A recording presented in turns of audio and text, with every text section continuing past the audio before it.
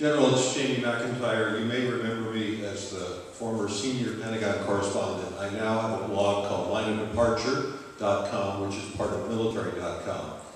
I want to ask you one of those sort of silly, oversimplified reporter questions that has obviously a very complex answer, but I would just be interested in your feelings on this, because I think it's what a lot of Americans are really wondering about. And the question is very simply, do you think the United States and its NATO allies are winning in Afghanistan?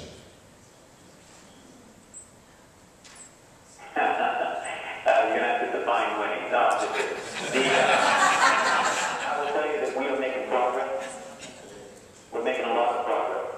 But we have a lot of challenges ahead of us. When you look at the operations in Central Helmand, the challenge right now is the whole portion of it as we institute point strategy. So I will tell you that we're making progress. In some places we're making baby steps. In other places we're making gains, and that's why I wanted to highlight the issue of the commandos. I think the operations that will happen spring, summertime will be a better indication of the direction that we're headed here in Afghanistan. Not a great answer for you, but that's all I got. Over. Okay, one brief follow-up. What do you think is the most positive development that's going on right now? I mean, you mentioned the commandos, that might be it, but what's the thing that you look at that gives you the most cause for some optimism, however cautious that might be?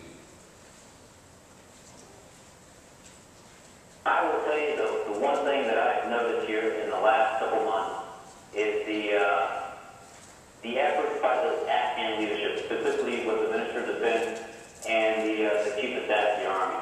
They get it, they're working together. And then when you look at the operation that ISAF did in conjunction with the Afghans, that was a completely planned, together operation. I mean, they sat down, I'm talking about the Central Helmand mission. They worked that together. It was a combined operation from the start. And that's the first time that that's happened at that scale. And that gives me hope, because it was very well executed. We had some challenges logistically that we worked through.